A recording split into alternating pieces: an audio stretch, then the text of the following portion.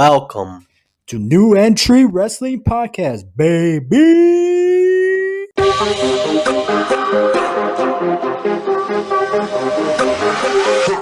Welcome back to New Entry Wrestling Podcast. I am your host, Sexy Ian, with my co-host. Oh my god, I was gonna say ever. With my co-host, Bobby the Booger. What's up, listeners? What's up, Ian? Alright, listeners, before we get started, please go check out our merchandise store on teesprings.com. Search for New Entry Wrestling Podcast. We got some pretty cool shirts, masks, and posters up there. Please follow our IG, New Entry Wrestling Pod. You can also find us on Spotify, Google, and Apple Podcasts. Also check out our YouTube page. If you're listening to us on YouTube, please hit that like and don't forget to subscribe. Thank you. Pretty well. Good job. Took you like 8 tries to get the lines right. But, so what's up? I don't know what he's talking about, listeners. But happy holiday, everyone. Hope y'all had a great Christmas. Now let's look forward to the new year by getting some gains either on our arms or in your bank accounts. Go get it, people. That was pretty smooth. Alright, today's episode is going to be kind of a long one. That's what she said. To me. Alright, good one, Ian. This episode is Sexy Ian interviews one of a Chicago pro wrestler legend. This man is known as the Midwest Bully, a.k.a. Midwest urban legend Willie the Bomb Richardson. Woo! That's right, Bobby the Booger. Man, why do you have to keep calling me that? You know you could just call me Bobby, right? Nah. But anyways, that's right. I interviewed Willie Richardson. We talked a little bit about how his start in the business and a little bit what's wrong with the wrestling business today. So we're just going to go ahead and get this interview started because like Bobby the Booger said, it's a long one. Wink. Anyway, so let's go ahead and get started with this interview, baby. Let's go!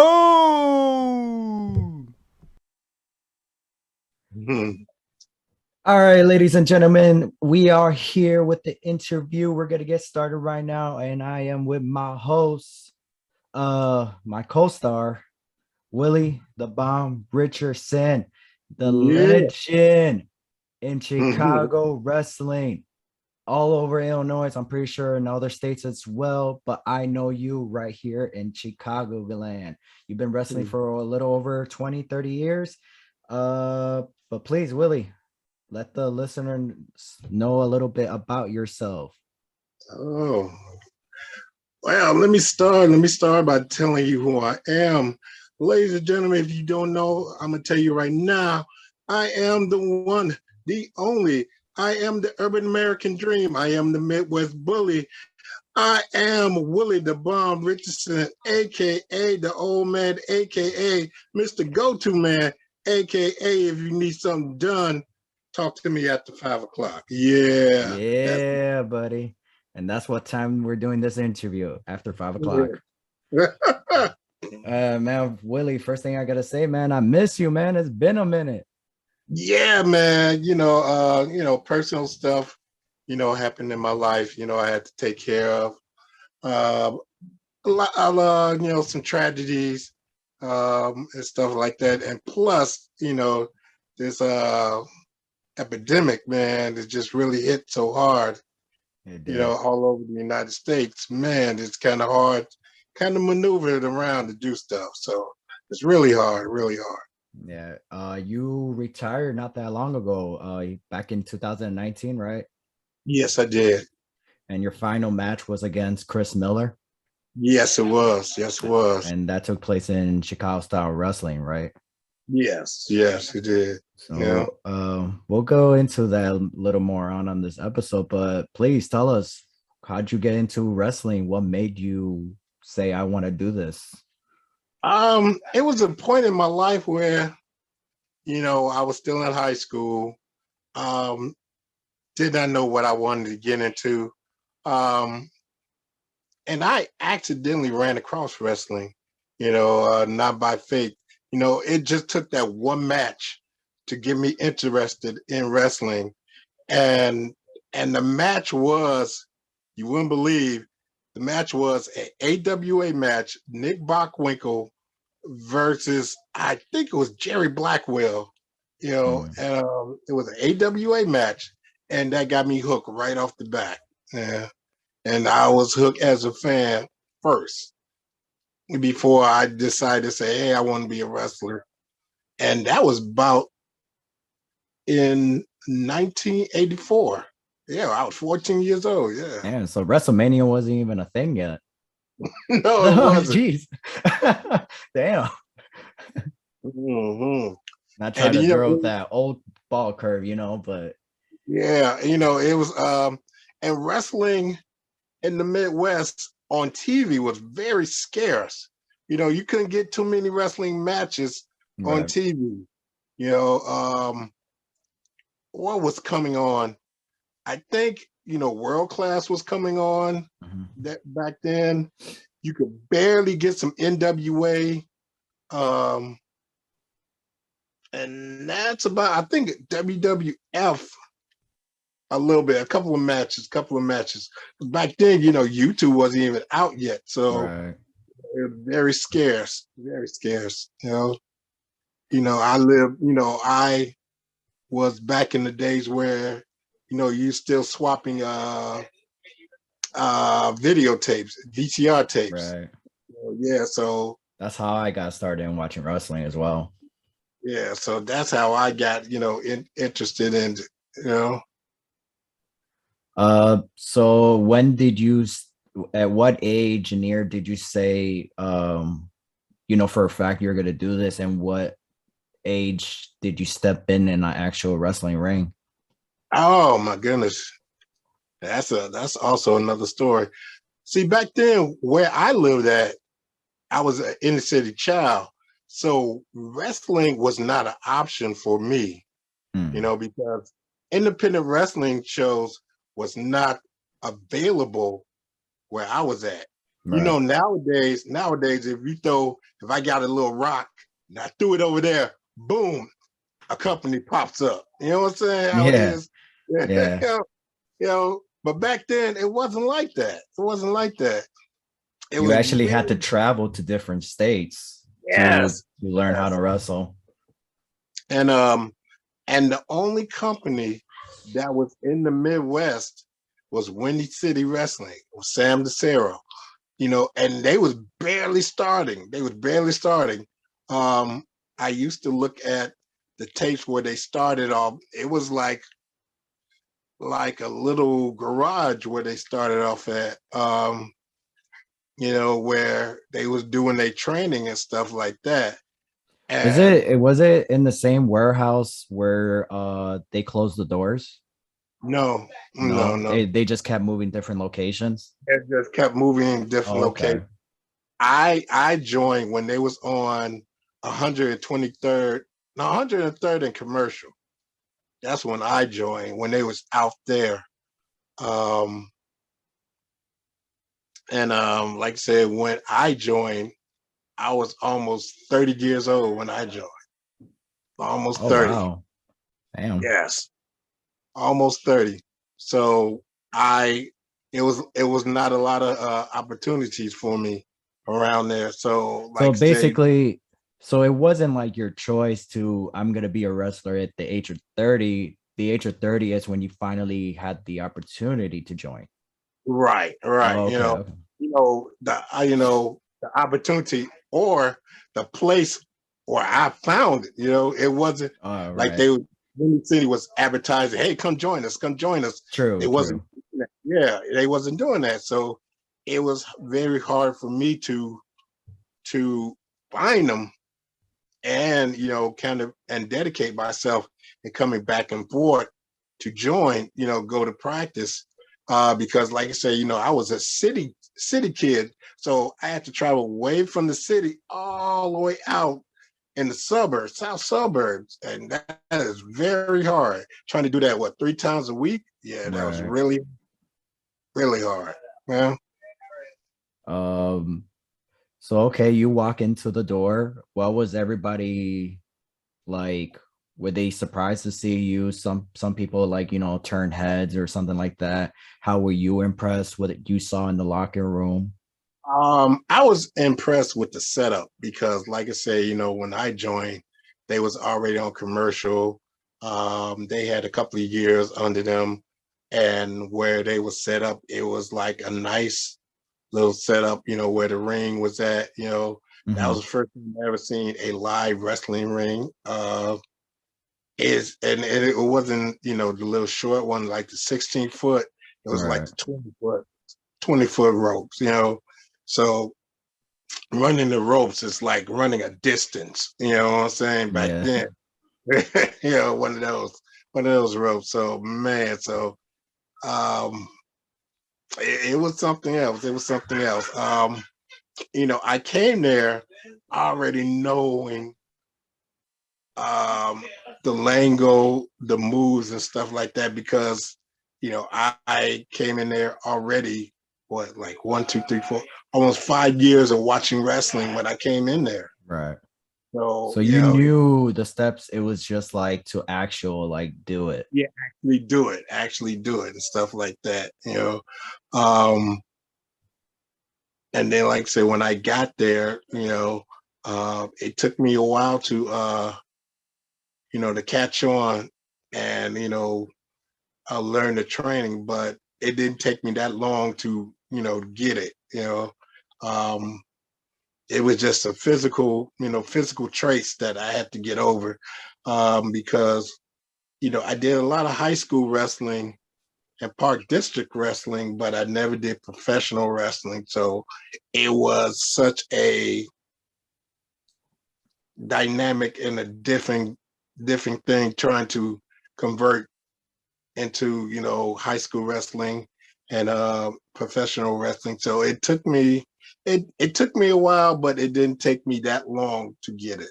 You Right. know, right. So how long till your first match, till your actual like debut in front of fans? It took me, I would say 9 months. 9 months. That's it. Yes. Yeah, it took me 9 months to get it. So when it took you 9 months, because for a lot of people, it was like there's some people that they have their first show after 2 or 3 months of training just because of two things: either one, their looks, or Um, two, their wrestling ability. Was that just like anything? Was one of those things for you, or it was just like you're ready kind of deal? Um, they back then they wanted to make sure that I was ready. And the reason why, you stick guys in there like 2 or 3 months because, some guys will get frustrated, because training has changed a lot. You can occur with this, you know, Yeah, how, how some guys come through the door and 2 months they already got their first professional match or stuff like that. And you wonder like, damn, how'd that happen? right, Because like I said, training has changed a lot, because, now we don't want to discourage a lot of these guys in not coming back. You right, know, you want to, keep the training or, you want to keep the name of your training or your company in good graces with people that come through the door and say, hey, we could train you and you can, be in your matches and stuff like that if we train you right. And now we don't want to discourage nobody. We don't want to make them feel like they're not doing something right. Instead of just, we doing more pat on the back. Hey, it's right. okay. It's all right. It's all right. Instead of kicking them in the butt. You know what I'm saying? You know, Yeah, because I remember when I first started training, they told me they're like, "Hey, you're not gonna have your first match until like in 2 or 3 years." right. And I was just like, because I got trained by Sam as well, Right. and back in Windy City Pro Wrestling, but the doors were closing, and then they call it Dynasty Wrestling. Right. So I was being trained, and he told me straight up, he's like, "This is how I work." I was like, "Okay, that's cool." Like I got my foot in the door. I actually Yeah. just wanted to be a referee, but the how many miles I needed to put in my car and tows And the driving, I was just like, I'm not driving all the way over here just to be a referee. I might as well Right. train to be a wrestler as well. So, Mhm. but yeah, times has changed where it's like I seen people where like they're posting photos and they're like, hey, first day, and then a month later, they're being trained. And I mean, Right. sorry, not being trained. They're already on the poster for the next show. And it's Yeah. like, Already. Yeah. geez, Already. Yeah. Already have a show under their belt. Like yeah. said, because we don't do more kicking. Now we doing more patting on the back and say, hey, it's okay, it's all And right. sometimes nothing's wrong with that, but there's been a good amount of people who have okay, they're actually pretty good. Mhm. Obviously because they got trained by the right people, and then there's some people where it's like, yeah, no, I don't, you should not be on the show right now. Right. So And like you say, because now training, people don't want to lose their credibility, or they don't want people walking away. So, man, I ain't learned nothing, or man, right, I've been here for so long and I ain't got a match. So right, because you know why? Because you ain't ready. And everybody always looking for that person say, okay, you ready, but you know when you have that good training eye, because sometimes you got to think about it, who's training you, who's training you, because what people would do, you get trainers that will train you right, their bad habits, and like, you training somebody to do stuff, but you don't do it in the ring yourself. So how are you training people? you know right. so sometimes you have to question people that's doing the training. Is this the right training? Or you just going there giving them your money? Hey, I want to wrestle. Okay, give me give me certain amount of money and you can get in the ring. Oh, really? Okay, here. Right. Okay, go in there. So it's like that. Um, I got trained totally different. They didn't let me go until this person said I was ready. This person said I was ready. This person said I was ready, and this person said I was ready. So that's when I got into the ring. You know. I was gonna ask you, how was it training back in your time? Oh man, it was like it felt like football training. Like you know um because back then you couldn't get into the ring unless you have fully geared. You know what I'm saying? Right. The whole rule that you can't get in the ring unless you have professional boots. You know what I'm saying? Yeah. Now guys just The wear the these. whole the black boots all the way to like your calf. Yeah, No amateur wrestling shoes. yeah. No You can't, Jordans. no, you can't get in the ring with those. No, you got to buckle down and find you some professional boots, and that's the only way Yeah. in the ring. Man, I know I spent many times outside just looking. I said, man. I said, man, one day I'm gonna give me some boots, man. I'll be in the ring training. So So that's oh, so you couldn't get in the ring until you got those boots? getting in the ring until you got boots. But were you still being trained, or you just Yes. couldn't get in the ring? Like you couldn't wrestle like in No, front of fans, or you just couldn't train at all inside the ring? you couldn't do the drills inside the ring. You Oh, know what I'm okay. saying? Yeah, but you could do the outside cardio and stuff like that. You know, but say like because you wasn't properly prepared to get into the ring. You know what I'm saying? Right. You didn't have the boots. Some guys get in there without knee pads and elbow pads. Well, your knee pads, elbow pads. Oh, I ain't got none. I was like, man, tear your knees up. You know what I'm saying? Man, I couldn't take no bumps without no knee pads. I was like, give me some knee pads. I can't do this. No. Mm-mm. You think, can you imagine if training was still the same to this day? Do you Oh, feel like half of the wrestlers now would have just like not even bothered, or they would have quit? they would have quit, because the whole rule, look to your left, then look to your right, because none of these guys gonna be here. Yeah. None of these guys ain't gonna make it. to the end of the line. Yeah, you might not even make it. So hey, make sure you just here to practice, not make friends. Because I always tell guys, if there's one rule I ever teach you, is that one rule: only take care of who? Yourself. Only watch out for yourself, because yourself is going to be the one that gets you through the end of the line. Yeah.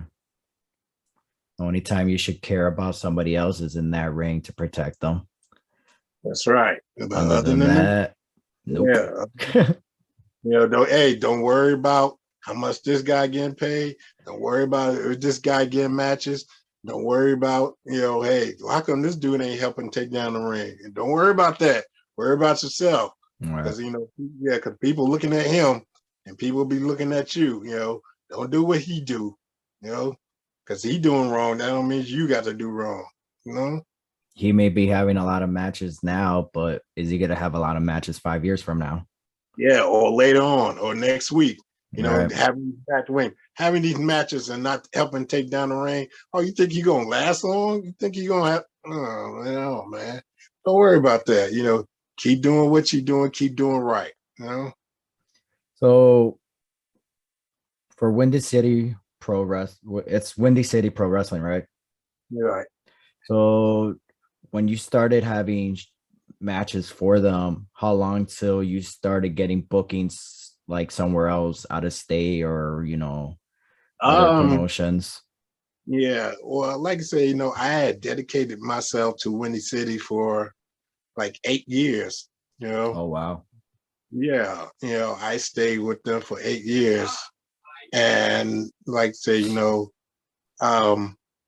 the point where I said, man, I wanted to start doing other bookings, and they was like, hey, you got to be more dedicated to us.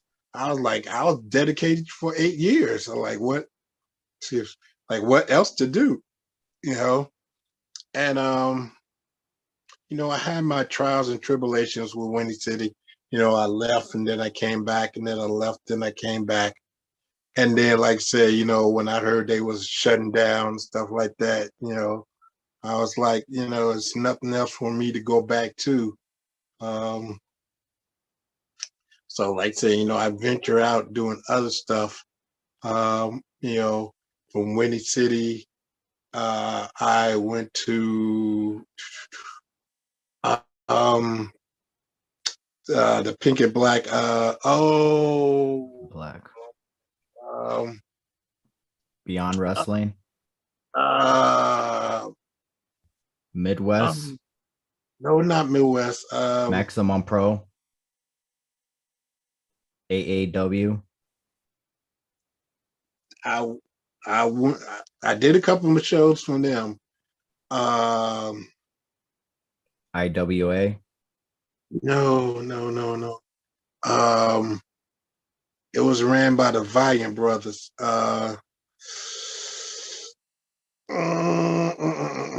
Versus Chicago Star Wrestling.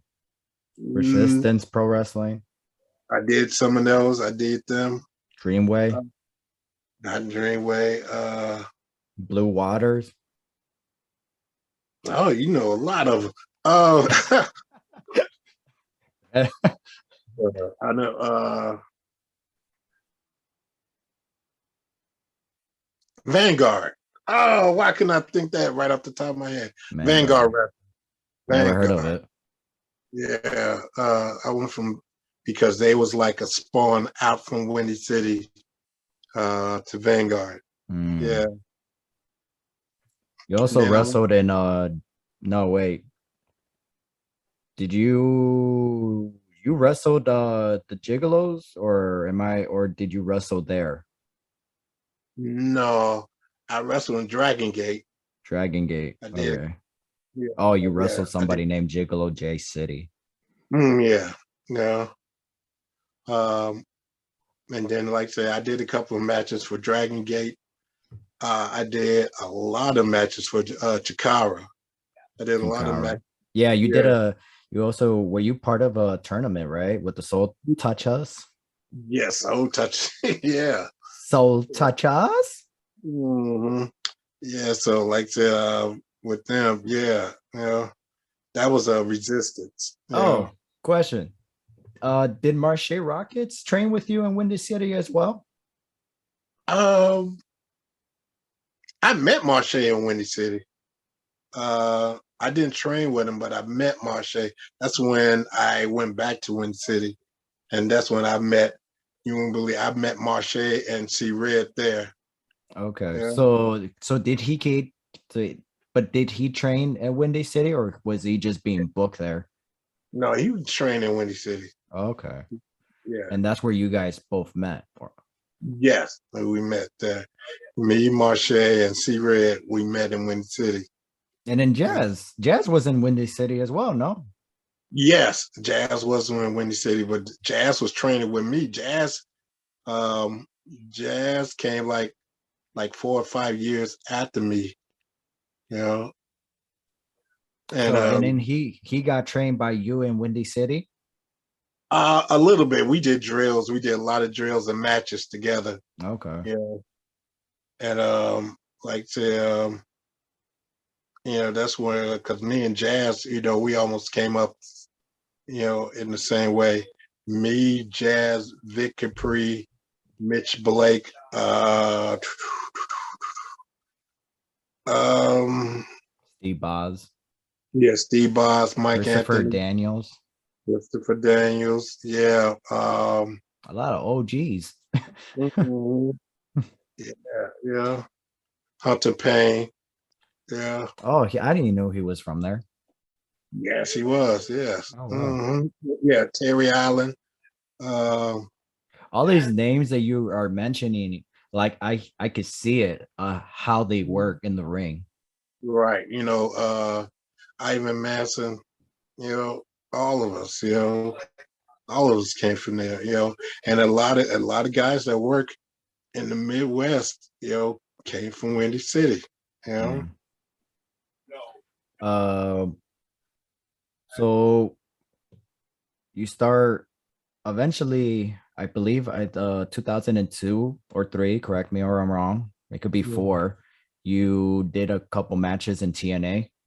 Yes, I did. Yes, I did. How was your experience going to TNA? It was enlightening, how a weekly television show wrestling how it is, Right. it's you know how it is, it's like hey, your match is up, go in there, you got this certain amount of time, do this move, and that's it. Because it's television wrestling. Right. You got to go in there, do what you got to do, listen, listen, listen, listen. That's the main rule: is listen, listen, listen. So it You was know, calling it in the ring, it was most like that. but you had a couple of spots of leading into stuff. Yes, Okay. They always lead off that with the question, well, what can you do?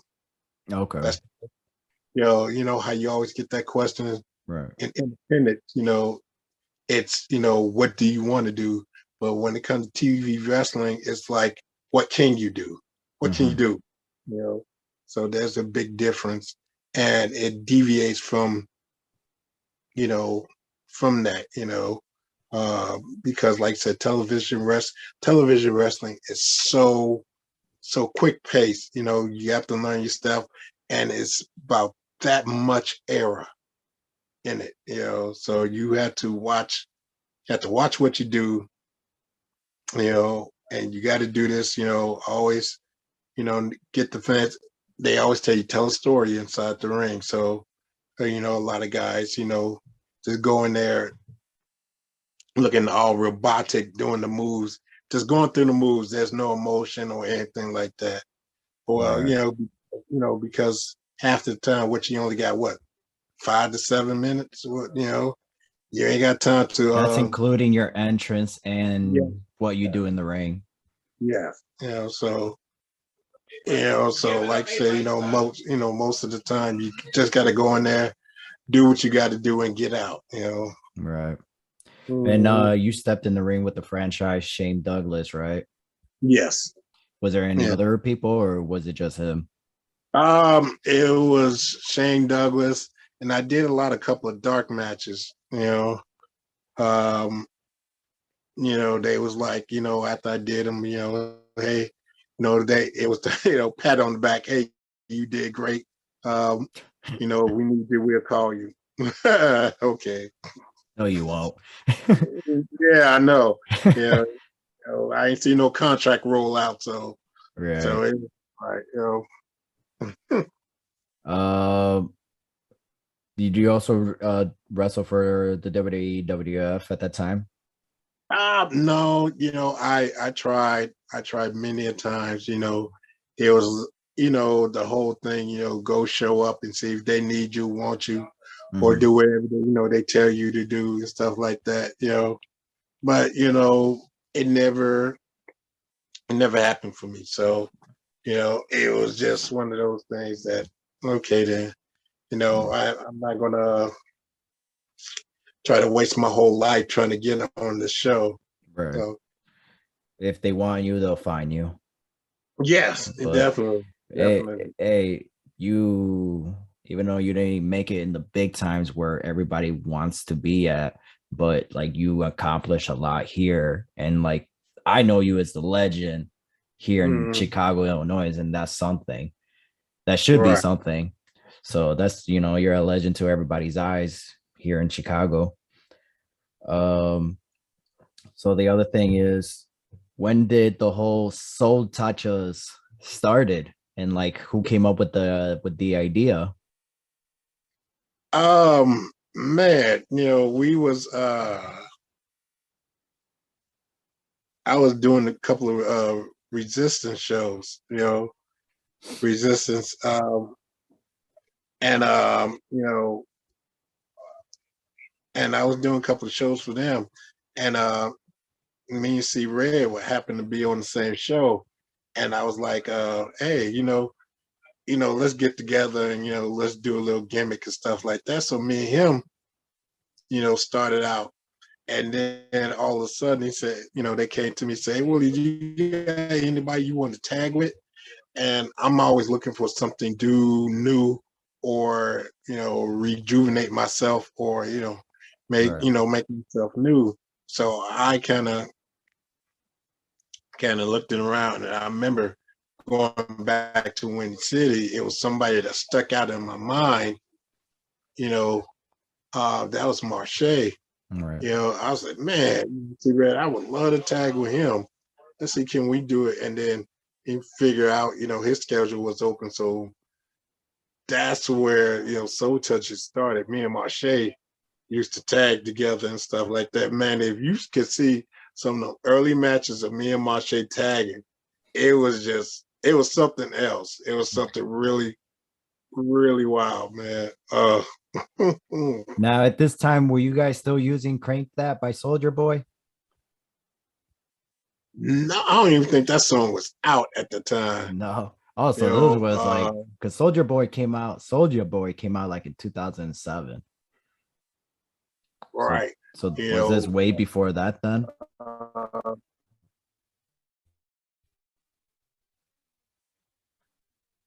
yes, because to come out to we because back then we wasn't even dancing coming out to the ring. We Oh was no. using we was using that West Side Connection bow down. Oh, Um, okay. So you yeah, were going we into the ring like we're in fighting mode then. yes, yeah. And we was using that, and make it so bad. We supposed to be heels, but every time somebody hear a song like that, everybody go crazy. I go, oh man, we like this song. I said, man, You're supposed to yeah, be booing us, not enjoying to the song. yeah, not jumping up and giving us high fives. Yeah, we like this. We like this. Man, it was something else, man. We were like, okay, okay, okay. That's what you like. That's what you like. So how long till Jazz joined the group?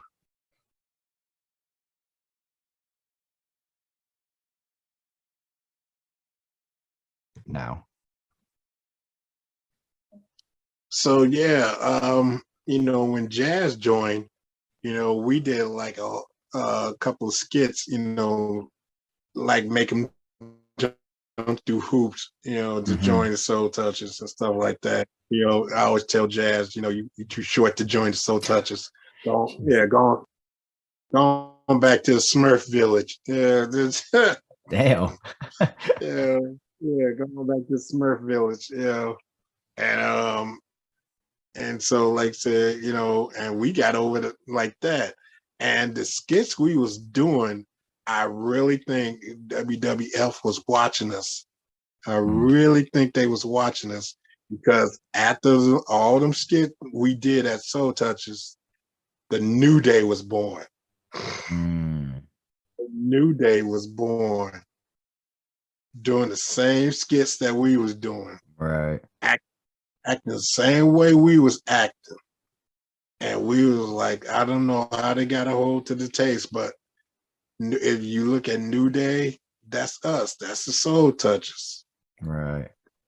If you really look at it, It kind of, and it's funny because it works out based on like looks as well. Because you're big, Big E's you, Kofi is Marche, and then Xavier Woods, it's Jazz.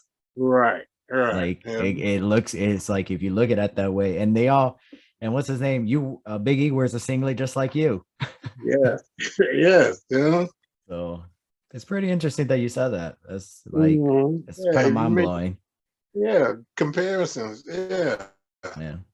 I seen you posted something not that long ago, and then I remember I was like, oh yeah, he's right. Mm-hmm. So yeah. But so hey, Soul Touchers versus the New Day, that's a dream match. Yeah, we've been trying to do that for years, but yeah, didn't nobody catch on to it, no. Then But never say never in the wrestling business. Yeah, but it's now that you have to, like I said, only reason why it won't work now because New Day came out first. Right. And they're gonna think that you guys copy them or copying them. It's just like that whole, if you think about it, Rock and Roll Express came out, and then so many teams came out with the Express name, Right. Rock and Roll Express, Midnight Express, White Lightning Express, Midnight Rockers, it had the same, look as the Rock and Roll Express, so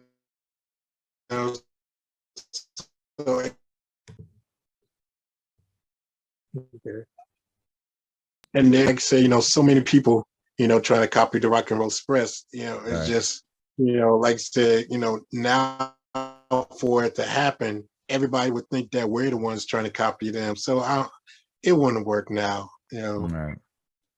Should have happened when it like years ago. Yeah, it should have. And two, with all the letting go in the WWE, the question is who want to go there now? True. Yeah, what kind of career would you have there now? It's so to the point now, like wrestling, what kind of direction would you want to go, in this wrestling business? Because the thing about it, in a major company, everybody dream of going, it's not even a reality now. Because now you think about it, if I go there, what would they do with me? Right. Do you actually have a better chance of being signed to NXT and WWE now? But the thing is, like what you were saying, what are they gonna do with me? Right, and then like I say, and the problem I have with AEW now, is that to me, their doors are too wide open. It's too wide open. It You is. know what I'm saying? It's too wide open. It's like, come on in.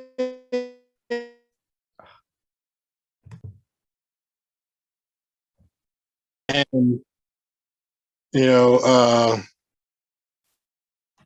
or what I meant to say was, the thing about it, Tony Khan, he act like he's Moses, by give me your weak, give me your weary. Everybody, come on in. Come on in. And then you get lost in the shuffle, because now, you only got two shows, two main shows. One is 2 hours and one is an hour. So say like if you got over 75 or 85 people on your roster, how do you put everybody on the show? They actually have two more shows. They have Dark and Dark Elevation. And it's like Dark Elevation is like about, it's only on YouTube, and it's about like almost an hour and a half show, almost 2 hours with 15 matches, and each match is like less than 3 minutes, unless it's like a big name like Adam Cole. He wrestled in one of those shows. I think Dark Elevation. No, sorry, Dark is they're recording now on at Orlando, where the Impact Zone used to be at. Right. Dark Elevation is a pre-tape before Rampage, I believe, and Dynamite. So but who watches those shows? I don't even know how to get to those shows. It's just on YouTube. You got to pay for it. No, it's free. No. Well, they sure don't do a whole lot of advertising and saying, "Oh, who's supposed to be on there?" Say like it's too much. You know what I'm saying? You get lost. It's good because there's a lot of indies on there, but then like there's days where they have indies on their actual shows. Mm-hmm. So it's good exposure for the indies, but like they welcome too many people there. Too many people, and then like say, then where your future gonna be? Do they hold on to you till what? You have one match, two matches, three matches, and then what? Well, we ain't got nothing else for you, man. Right. But you ain't fired. You ain't fired, but you just ain't on TV. There's people even under contract who are not even being used. Yeah. And then here's a fine example. When the last time you seen Sonny Kiss on TV? We were just talking about that in the last episode. We haven't seen her. Apparently, my other co-host ever, he said that she hasn't wrestled within 100 days, I believe. Yeah, like man, you signed all these people because what? You felt sorry for them? I guess so. They signed. I was so bummed out when the Brian Cage left, because I was like, dude, you were the face of Impact Wrestling, and you've done everything you had to accomplish, but you going to AEW for what? For more money? That's understandable. But he's there. He got lost in the shuffle, and now he's barely being used. Yeah, and he go another name. When the last time you seen him on TV? When the last time you seen Mero on TV? Full Gear, when he faced Bryan Danielson, and that was by accident. That's true. You know what I'm saying? True. If the person he didn't replace wasn't going to be on TV, then where would he have been at? That's true. You're not wrong about that. You know what I'm saying? They sign you up because they feel sorry for you because you ain't got nowhere else to go. I was like, man, the doors are too wide open for AEW, That's why Matt Cardone, formerly known as Zack Ryder, that's why he signed with Impact, because he was like, I knew I was going to get lost in the shuffle. Yeah. And now he's going to be facing Moose for the Impact World Heavyweight Champion next month. Right. My thing is, if Tony Khan was smart, because they was doing it at first, you had AEW guys going over there and, Impact guys going over there. Why don't you put some money in Impact and make it, kind of where it almost compete towards you and stuff like that. Right. But you can have guys go back and forth, back and forth, back and forth. You know what I'm saying? I'm surprised know, he's not purchasing Ring of Honor. I know, but shit, my thing is, be purchasing it and to do what? Well, get all they library and stuff like that. Yeah. My thing is, don't do the library. Just put some money into it where they can keep on doing shows, and you can send guys over there, and then guys can come back and do shows for you, and they can do back and forth. Right. Because if Vince was smart, instead of buying out WCW, dude, just put some money into it, and then you can have two companies on two different levels. They look different, and then you can sign anybody you want to, and then they could just go back and forth, Yeah, back and forth. WCW was actually like I'm glad you brought that up because WCW, it was still a running company. It just it could have continued running. The thing was nobody wanted, like Chris Jericho and Eric Bischoff both said in themselves, they said that the reason why they didn't purchase the company was because they had no network. Right. So, and if Vince would have purchased the company, I'm pretty sure he could have put it in a different network and he could have just had it kept running. Could have. Hey, or do this. Hey, Triple H, go over there and run it for me. Exactly. Shane McMahon. Shane, go over there and run that company. You know what I'm saying? And see how well you could do it before I give you WWE. Then make it so bad. Make it so bad. Survivor Series would have been totally different. Because that's two different companies, wrestling each other. No, but you want to be greedy. You want to say, hey, my brand outlasted everybody else. My brand is still running. Yay. It's like Marvel filming the movie against Marvel versus DC. Mm-hmm. It's like, well, if a Marvel person is gonna produce it and direct it, of course he's gonna have Marvel look great and bury all the characters. So yeah, I mean it's like I'd rather for you to go under so I can be the bigger guy, instead of just being more creative. You're like, you know what? This is what we gonna do. I'm gonna buy your company, but you're still gonna be running. You won't have your same look, same guys and stuff like that. And all we gonna do is just start switching guys left and right. You develop guys, I did develop guys. And then, like I said, people doing the booking, hey, if the guys feel like, they don't like the bookings, we get new booking. You know what I'm saying? Right. Or Vince, it would have been Vince could have done where it's like, hey, you know what, this booker, producer, whatever, he's doing a good job bringing ratings. I want to bring him to Raw and SmackDown so he could help us out. But they did everything right. When Shane showed up on Nitro saying that he bought the company, that should have been it. That's right there should have just ended, and Shane should have just continued running the company, obviously with Vince behind his back or something. But that's it. There was no need to have that invasion, and they didn't even use the proper guys for it. No, you know what I'm saying? And then, the whole Vince say, hey, I'd rather just shut you down and stop and take all your talent and put it all in one place. I'm like, dude, when you do that, when you cut off competition, that means you don't get creative. You just throw whatever that will stick on the wall. Hey, let's use that. Okay, that's okay. That's how it is. Yeah, it was just like everything, the booking. We did get some good matches out of it, but the fact of knowing that we could have had better, it's like, oh, great. Like Ric Flair and Vince McMahon was supposed to happen at WrestleMania, but it took place at the Royal Rumble. Yeah. It was supposed to get Sting versus Kurt Angle at WrestleMania, but Sting decided not to sign. DDP versus The Rock at SummerSlam, but Vince said, no, you're gonna have this stalker gimmick again, against the Undertaker. Because guys over there at WCW, Vince didn't look at him.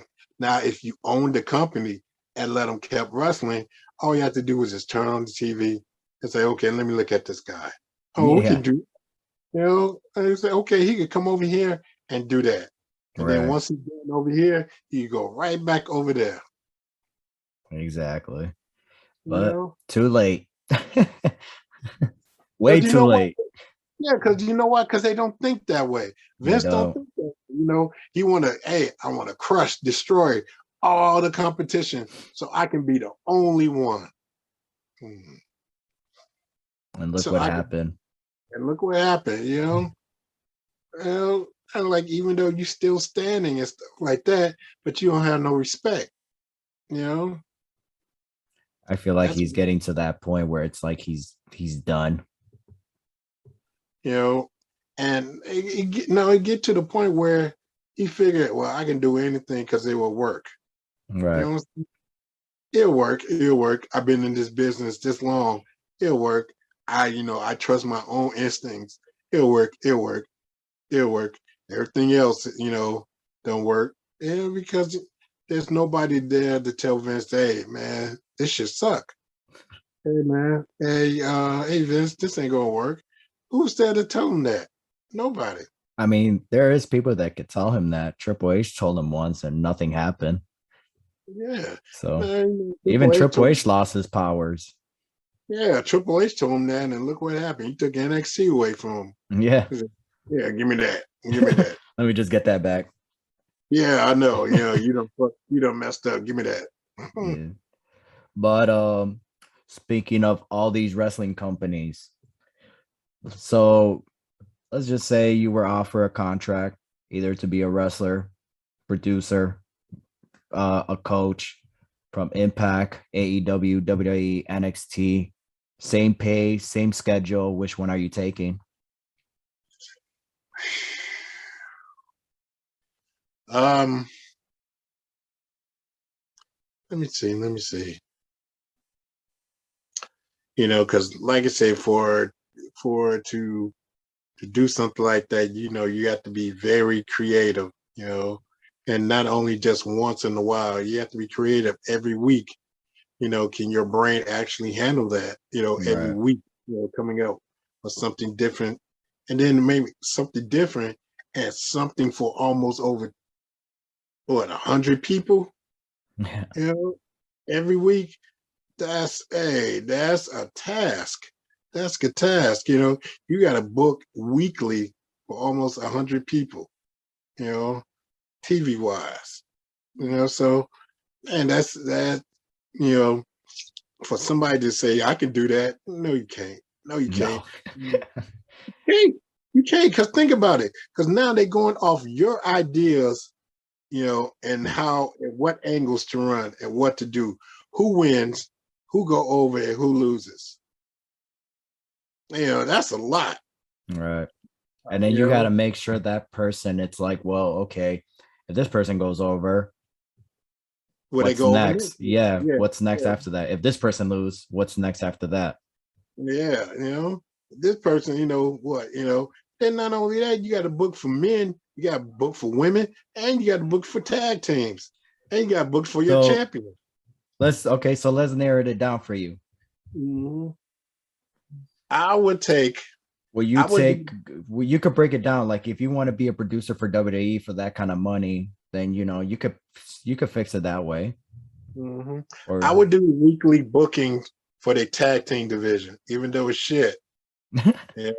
For WWE, I'm assuming. Yeah, because WWE, think about it. You know why their tag belts look like pennies? Because they're only worth 1 cent. Because they only worth it, because that's all they worth. That's all they worth. Pennies. That's all they worth. That's why they tag team titles look like pennies. Until this day, they're still worth 1 cent. Yeah, because it was fucking horrible. SmackDown. You got Raw tag team champions over on SmackDown, and then make it so bad. Who take the pin in their main event? SmackDown tag team. And that don't make no sense. I was like, why would you pin your champions and they got to defend their titles on January the 1st in the pay-per-view. Why would you do that? Why would you do that? Jeez. You know, Horrible booking. You could have had both of your tag team champions, and you could have had two non-type. You could have had the Street Profits and the New Day. The Street Profits could have took a pin instead of your tag champion. Why would you pin your tag champions and make them look weak? Why would you do that? You know? My thing is with the whole story, it's not like how it used to be where it's like they don't do DQ matches like for matches where it's like, hey, we have to protect our champion, but we have to make this person look strong because he's leading into a pay-per-view as well. So it's like that's where you do countouts, disqualification, interference. They don't do that no more. And then when and then you notice this. Okay, say like me and you finna wrestle on a pay-per-view, and then they stick us in a tag. Well, we still gotta wrestle each other. I'm like, how? What? Why will we be in the tag? I got a partner, you got a partner, and then it's like giving away the match. Right. Pay-per-view. No, it's just a tag match. We still gotta wrestle each other. It's fine. I get where you're coming from. Now, if it's a first time ever, yeah, you're ruining it. But if it's like, okay, we face each other before and all that, it's like, okay, this is not a problem. But yeah, I hate because back then they used to do like 6-man tags, 8-man tags, 5-man tag. Now it's like, okay, they barely do tag team matches with their singles wrestlers. Yeah, man. They stick me in there with a person, they stick you in there a person. Okay, y'all got to tag up. I was like, what? I was like, you just giving away the match. What if we pay-per-view match? I know. What if we both get tagged in at the same time? So what? We gonna have to do the whole match. You know what I'm saying? Right. We do the match that we gonna do on pay-per-view in this tag match. You gonna see at least do like, okay, you're gonna pick your tag team and I'm gonna pick my 2 tag teams, and then they're gonna compete for us instead of us being in the, and then we just be each, in our tag teams corners. It don't make no sense, man. It just don't make no sense, because now, like as I said earlier, it goes back to like television, television wrestling. You know what I'm saying? Yeah. Get in, get out. It don't matter.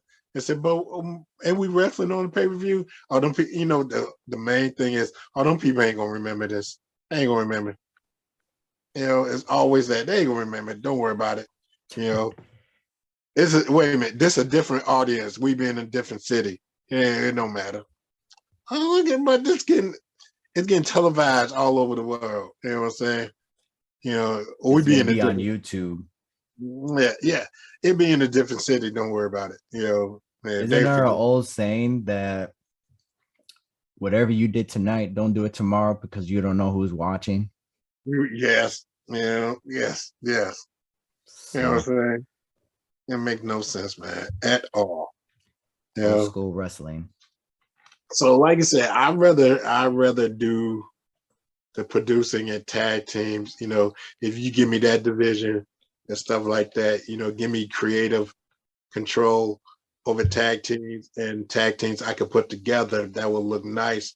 I could do that, But me trying to do a whole show, I couldn't do it, So who will you wrestle for? Right now I like AEW's tag team division. So you would want to be in a tag team for AEW then? Yeah, I would love to wrestle FTR, Okay, yeah. Yeah, I would love to wrestle them, They're, I think they are right there. Young Bucks, they too flippity floppy for me. You know what I'm saying? Yeah. And then you don't want to take a Inditaker from them? Hell no. Take 10 super kicks to the face. You don't want to take any of that? And then, my thing is, they don't even know how to pronounce it right. Every time they do a super kick, it should be screamed, super kick, Super kick, super kick. That's what they used to do. That's what they used to do in the Ring of Honor. They don't even do it anymore. I know, man. Super kick, super kick, Super kick. yeah, yeah. Oh my gosh, Ring of Honor. Good times. Super kick or Brave Buster, Brave Buster. Oh yeah, El Genetico. Brave Buster. Oh, Oh man. man. Yeah, bring that announcing back, man. Brave Who was Buster. the announcer? Was his name Kelly? Or no? Who was that? What am I thinking of? Steve Carino? It was, but I can't remember who was it.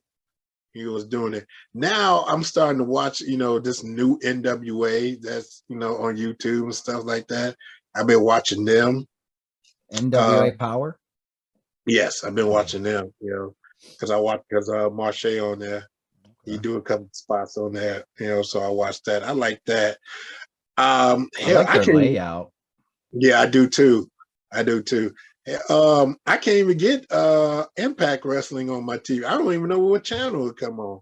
Access TV. You could also get it on. Yeah, not a lot of people have networks have that channel. But I get it on YouTube. It's like $4.99. It's not bad at all. Oh, okay then. And what you got that YouTube? What that YouTube Live? Yeah, no, it's just a separate thing with Impact. Oh, okay then. Okay Yeah, then. it's like a subscription with them. They also have the Impact Plus, but the YouTube one that they have is better because they give you certain selection of to see pay-per-views from the past compared to the Impact Plus. It's like you could watch everything on there. But I was watching one show and it looked like they was in a barn or something like that. They had a different layout. Barn. It looked like they was in a barn or something like that. For Impact? Yes. Do you remember who was on the show? It was women's wrestling. They was doing some wrestling stuff like that. Oh, was it Mickey James and Deanna Purrazzo? Was it old or no? That was recently. That was like in October or September. It was just like a storyline. They were just fighting. Okay, but it looked like they had a different layout or something like that. They had Cody on there, Cody James, whatever his name is. Dina James, whatever his name was, and it looked real country. Like real. Probably an old episode. Cody Deaner he's in there. He's with Eric Young. Yeah. Violence and Designs or Violence by Designs. Yeah, and I don't understand, I wonder how come they just don't branch out to a better station, instead of the one they got, because the company Anthem owns Access TV now. They purchase it. Oh, okay. Then so hey, then why move? Why move where we got it all right here? I guess exactly. Okay, then more power to them. Because a lot of people can't get that station. Yeah, that's the only bad thing. But at least they don't have to worry about, hey, we have to be on a different network. But I feel personally where I feel like they should be at is oh my gosh. I forgot what's it called. It's in Cartoon Network. It's Adult Swims. I think that's what they're called. Toonami or no, not Toonami. That's what they animate, but it's the same channel though. Mm-hmm. I think it's like Cartoon Network and then Adult Swims and then Toonami. So kind of like Nickelodeon, Nick at Night, and all that. Yeah, so, Adult Swim. Yeah, that wouldn't be bad on Adult Swim. Yeah. That wouldn't be bad. But they do a lot of independent TV shows there, Yeah. Or like say, if they had a streaming channel and put on Roku or Fire Stick or something like that, on a weekly show, that'd be good. Some what's it called? Sound bars. Some sound bars have Impact on it. Impact Wrestling. Right. But I just don't know what it is exactly. Right. Oh well. Yeah. And Yeah, they have like they show everything about Impact, so it's pretty cool. It's like a regular TV channel. right. I think I've seen it. But they show a lot of the old stuff, you know. No, sometimes it's up to date too.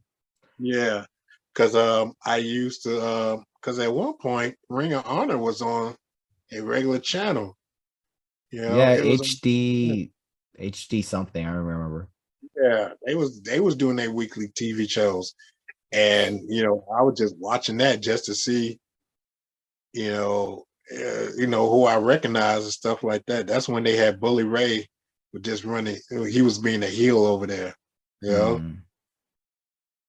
When I started watching them when they were had a network, they were also on a network that like nobody has. It was like back in 2010 or 11, right. Mm, and they were only on that network for like a year or two right. till they were gone. Yeah. So, like I say, wrestling is out there. You just gotta catch it. You know what I'm saying? Right. It's out there. It's out there. It all depends what kind of wrestling you're looking for. Um, you remember when All Japan had a weekly TV show. They did. I forgot. It was in the same channel with Impact Wrestling. Yeah, Destination X. No, Destination America. I think so because Jim Ross was doing it, and the dude that's doing play by play with Jim Ross and Tony Schiavone, the one that wear the mask, he was doing it too. Oh, I forgot his name. He was the commentator for PWG. I know who Yeah, you're talking about. I literally forgot. It starts with an E. yeah. His name But is on. Yeah, top of my head, I can't remember. yeah. It was him and Jim Ross doing it. The All Uh, Japan. Yeah, because they had a weekly show. yeah, You know, I think it's like it's in based in like California. I think it was All Japan. Now I know that was broadcasting from All Japan. Uh, I know they Yeah, when they have shows, they normally come to California. right, right. Oh, Yeah. interesting. But But like, wrestling is out there. It all it depends what is. kind of wrestling you in. Are you impressed how much wrestling evolved compared to your time? I'm impressed that now that you can watch wrestling on a weekly basis. Back then you couldn't. You couldn't. Mm, You couldn't watch it. How everything was just VCRs and VCR swapping and right. stuff like that. Now, Blockbuster, Hollywood yeah, videos. yeah. And you heard about WWF next year they're gonna stop their DVD, Yeah. thing. Yeah, I said, man, yeah, FYE is gonna go out of business, man. yeah, I know that was all your revenue, man. I Yeah. mean, I used to live for the DVDs, like the single stories, like you take a wrestling, you tell his career on a DVD. Yeah. And then they have like a cool package box with it too. Yes, man, you won't believe how many I got of those, man. I got Stone Cold, The Rock, Triple H, Jerry Lawler, Rob Van Dam. I think Rob Van Dam was my best one. Yeah, I think that was my best one. Would you like to Um, step in the ring with RVD? no, no. Why not? Because man, he'd kick me sideways, and I'd like, oh man, I couldn't do it. No, Take it home, no. brother. Take it home. I know, take it home. Take it home. I quit. Yeah. As soon as he goes to the top rope, you're rolling out. Nope. Taking a count out. Man, that 5-star splash looked rough, boy. And then when he bounced off you, I was like, fuck that. Hey, it's nothing compared to your elbow drop. Oh, hey, I think I'll take my no, not the elbow drop, the leg The drop. leg drop, right? The leg drop. Woo. It's, Have you ever given a leg drop? For people, is there videos of you doing the leg drop so people could go check it out? I would have to look. But I know it is. Has there ever been a time where when you do the You leg know drop, what? do you let Uh, somebody know or do you just do it? um,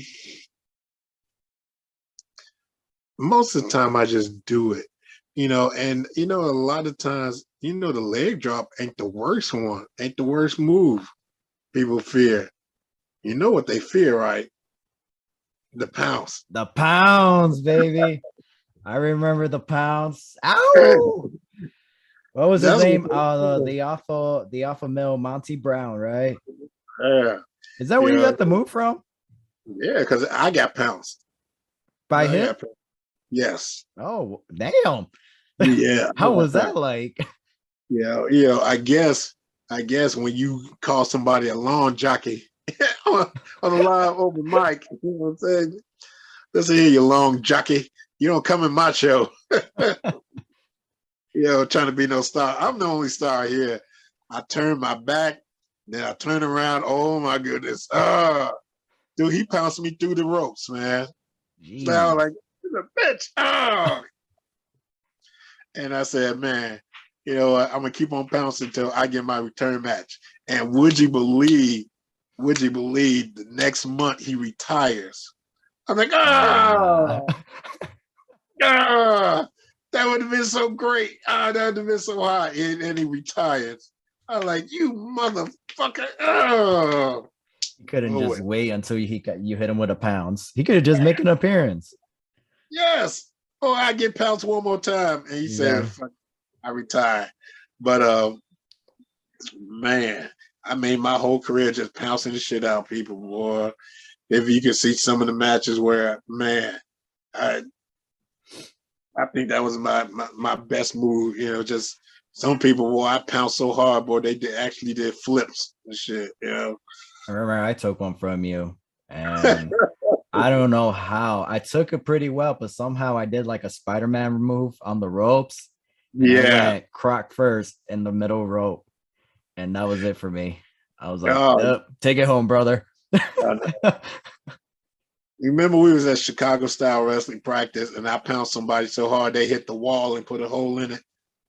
Yes, Yeah, put a hole in the because wall. he didn't take it properly. He tried to like, I think he tried to, what's it called, like stop you, like he Yeah, wasn't gonna let you take it, and then it was just like bam. It was like, yeah. you idiot. And yeah, he put a hole in that side wall over there. Yeah, Yeah, I was like, oh well, man. Hey, take it home, brother. yeah, take it home, brother. Yeah, you lost this one. Yeah, chalk this one up, baby. It's a wrap. Man, I wasn't here. Like, damn, that hole in the wall is real. I thought it was a wallpaper. that hole in the wall. He put a hole in the wall doing that, man. That taking that pounce, man. Shoot.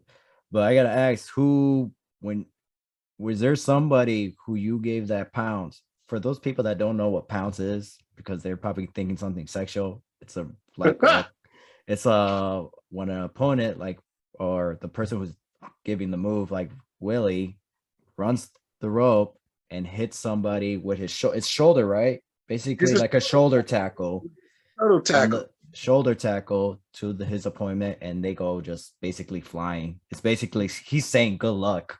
You can land on your shoulder, land on your back, land on your neck.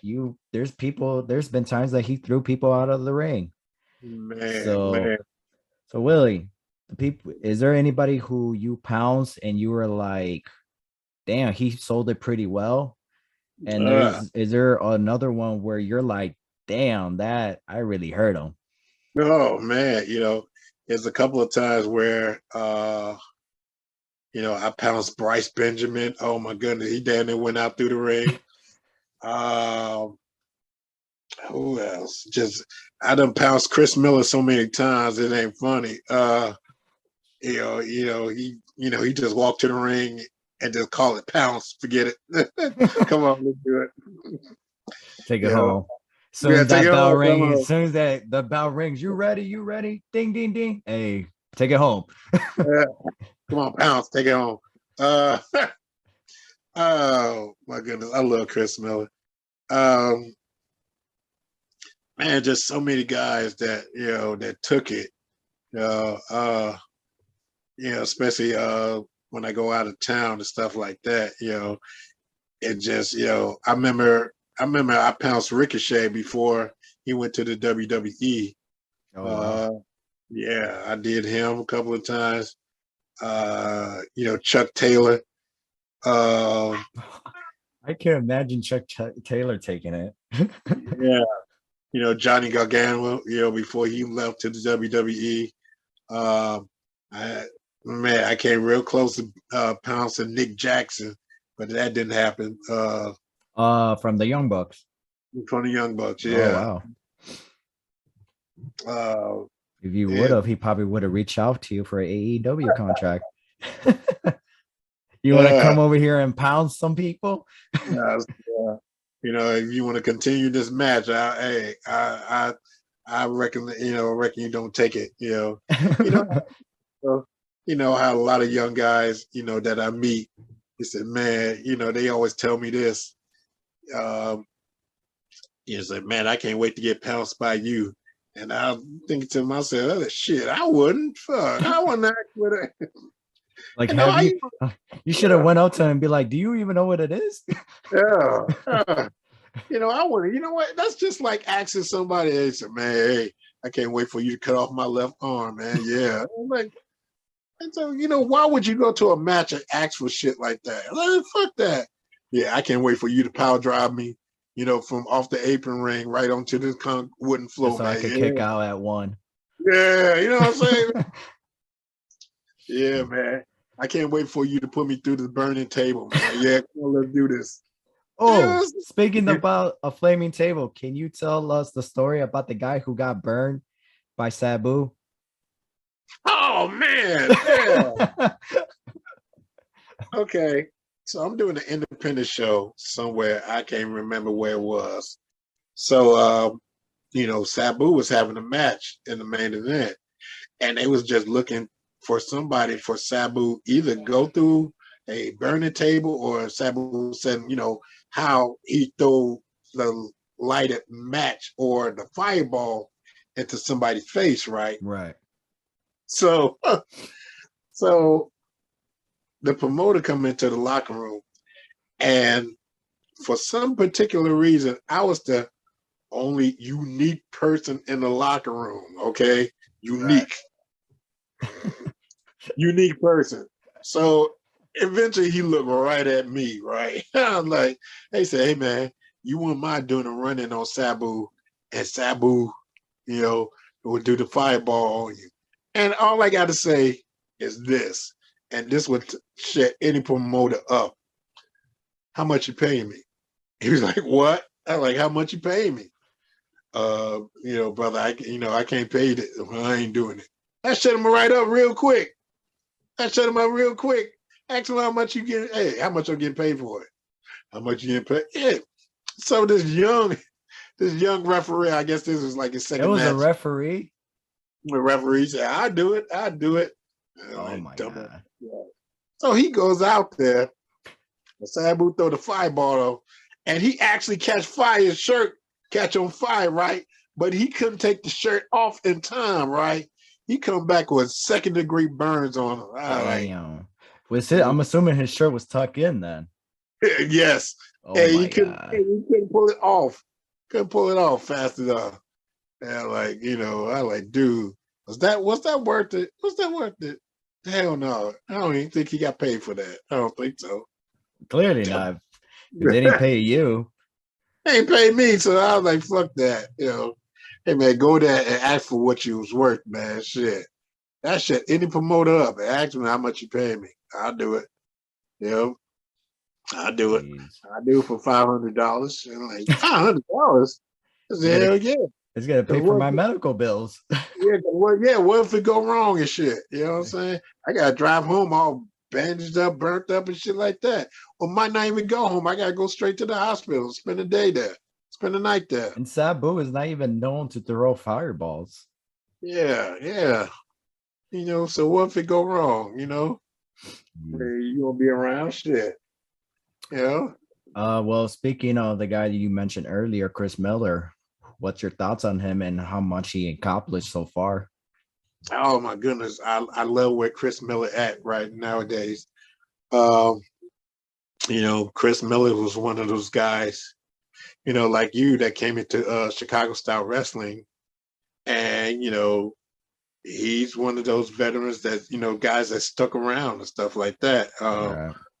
He was one of the guys, you go to, you haven't been to practice and, you ever say, hey, come here, let me do this move on you. And he'll say, yeah, to everything. I'm like, Right. He you're a was better man. open-minded. Yeah.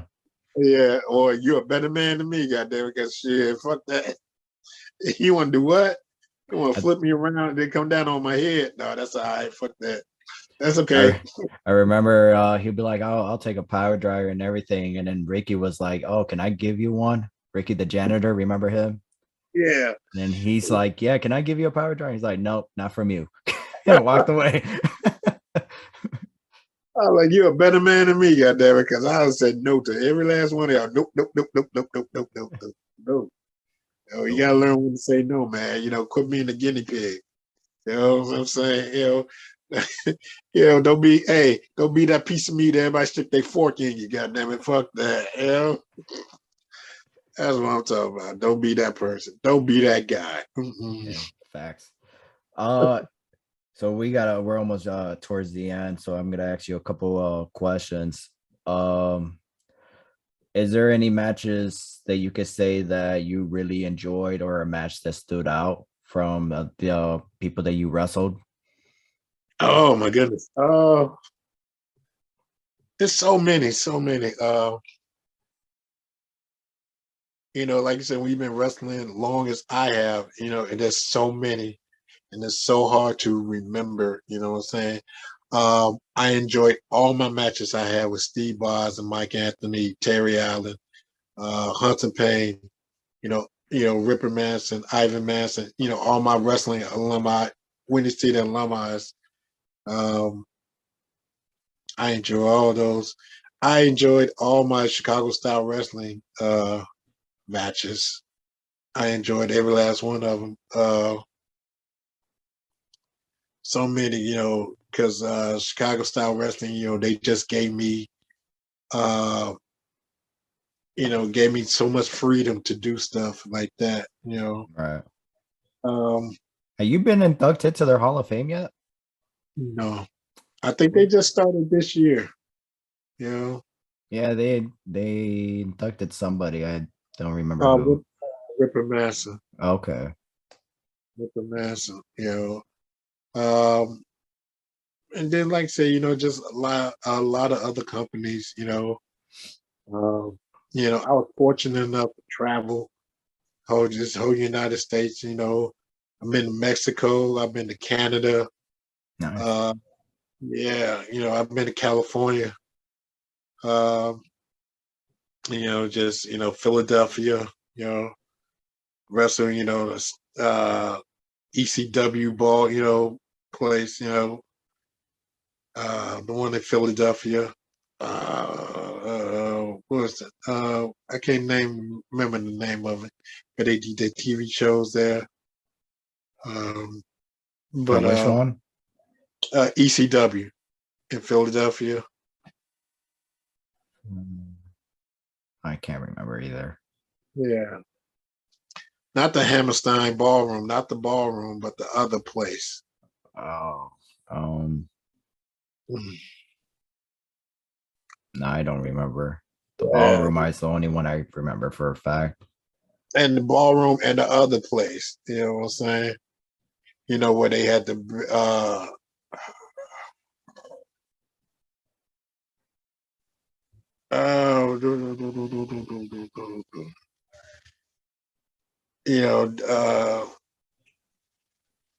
when they was diving, off the stage onto the tables and stuff like that, Oh, is that where the Ring of Honor normally has their shows at?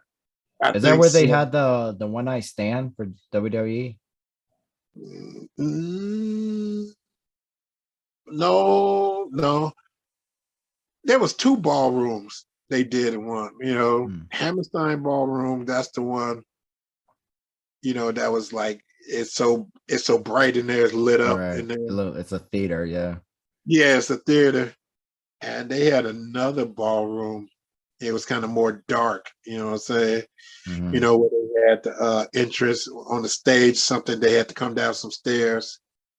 Okay. Yeah, I could visual it. I don't know what's it called. Yeah, yeah, Interesting.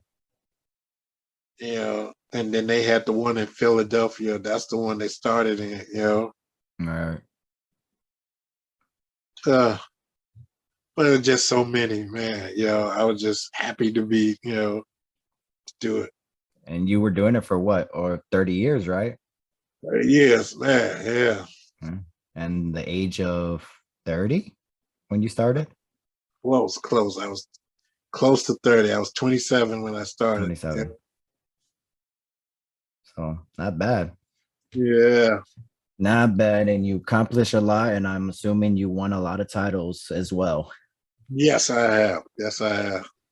And you also, created oh, sorry. This is okay. Were you able to hear that? Yeah, I heard it. I just hope YouTube doesn't hear it.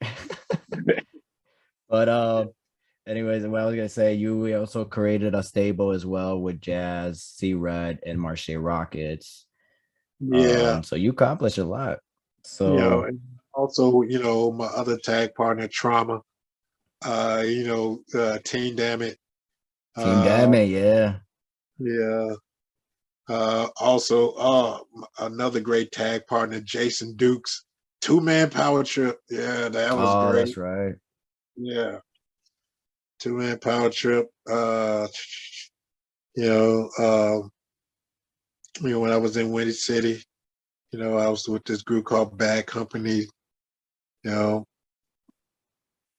and so many. Yeah. You know. So many memories, so many things you accomplished, and a lot of Yeah. tag teams. So it's like you are a tag team specialist. Yes. Yes. You know. That's good. And you trained a lot of people as well. Hmm. So Yeah. So I try to give back, you know, to the professional, sport that, that gave me so much joy in doing, and I was so happy to do it, So I try to give back to it. all right, well, I got one more question to ask you before we wrap things up. Fantasy booking. How will you book your feud against one of your favorite wrestlers, Dusty Rhodes? Oh, I would have to be for me to do that. I would have to be the Black Ric Flair. You know what I'm Okay. saying? You coming out with a robe and everything? No, it wouldn't be a robe.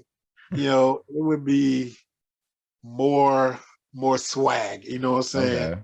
Urban swag. You know what I'm saying? Yeah. Coming out to the rap music and stuff like that. Have the Rap versus country. yeah. Urban versus country. You know what I'm saying? Oh yeah. Rap. Yeah. Well, I was thinking of country music. Something like that. It would just have to be something like that. And I credit myself, after Dusty Rhodes and stuff like that. But it was a couple of other guys that I watched. I was amazed and appalled. Dusty Rhodes was one. Ron Garvin, Hands of Stone, Ron Garvin, Dr. Dusty Williams, Bam Bam Terry Gordy. Those guys that really, really, really, and also Jerry the King Lawler. Back in his younger days, oh my goodness, the King of Memphis. That was the guy. He was the king. Yeah, you told me, yeah, you loved his punches. I try to have my punches like him and Jeff Jarrett. Yeah, because I think that's where Jeff Jarrett got it from. Yeah. I didn't knew that at that time until I looked back at Jerry the King Lawler's matches, and I'm like, oh, that's where Jeff Jarrett got it from. Yeah. Because I got it from him. Yeah, so like I say, when you study guys like that, stuff like that, because now again, guys don't even throw punches because they either too lazy or don't want to throw punches. Everybody throwing the same elbows and shit like that. Because they too lazy to learn how to throw a punch. You know what I'm saying? Yeah. But, other thing, if you could return WWE a pay-per-view event, which one would it be? Uh, if I can go back to it or just return to it, what you mean? Either or. Like if you could bring it back and it's like a pay-per-view again. Um, I don't know. I don't know. Like say, just I would say the WrestleManias, but I'm so tired of the outside stadiums. I would say bring it back inside, More These clothes. Yeah, you know what I'm saying? Because these walk to the ring, god damn it. They so fucking long. Shit. Like, All come right. on. It's like their entrance is normally like 2 minutes, but at WrestleMania it's like 8. Oh, and another thing too, man. These outside stadiums, why would you buy a ticket and sit your ass way the fuck back there? What can you see back there? Nothing. Nothing. What can you see back there? I'd rather And- stay my ass at home and like, hey, this is a wrap. Fuck that. And we take it over right here. Fuck that. Cause man, you pay money, what? You sit behind a Titantron and shit? Yeah. Or you sit in the aisle where they walk right past you. You can't even see the ring. Is that it? Is that it? Money wise, it's a great idea, but yeah, as a fan, it's like, how do you see? Like I went, I can't even see stuff when I go to like basketball games, and I'm like, I couldn't even imagine a stadium. A stadium. And then wait a minute, here's another thing that's so horrible. Everybody standing up. Who's sitting down? Everybody, it's funny. Everybody stands up for the entrance, but for the match, they sit down. You sit down, and then what if you get that one family that just stand up doing the whole thing? Ain't nobody sitting down. What the fuck do you see? Just and their wallets. I said, man, this was a waste of time. Oh my goodness.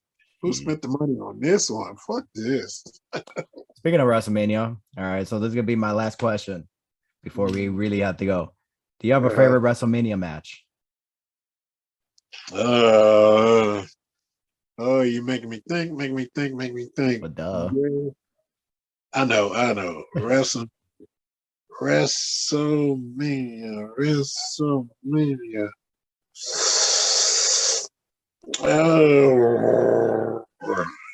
Oh, which one do I keep going back to?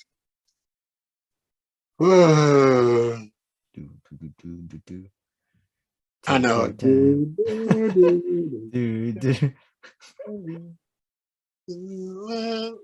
Out of everything, this is the one that you need time to think about. Yeah, I know. And you know what? This match almost went over my head, but it's the one I keep going back to every time. Kurt Angle and Shawn Michaels. WrestleMania 21. Yeah. It almost went over my head, but that's the one I keep going back to every time. That's the one that people need to check out too. Every time. And my second one would be, Kurt Angle and Eddie Guerrero. Yeah. That one's a classic. Those two are both classics. Yeah.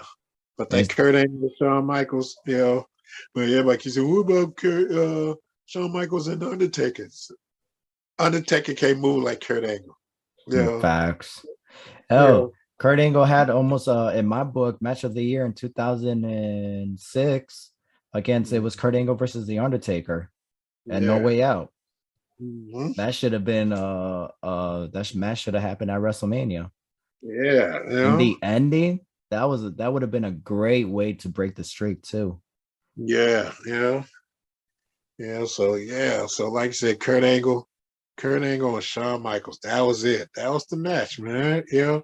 And then make it so bad, didn't nobody see Kurt Angle winning. Nobody saw it coming. But, I didn't see him. I didn't thought Kurt Angle was gonna tap out. Yeah, and Shawn Michaels was going to tap out. Yeah, then nobody thinks that was going to happen. Thanks. But hey, that was a good choice and an interesting choice. But Yeah. all right, Willie. Fortunately, we are out of time. We went way over, but it's all right, man. You're a That's great okay. guest.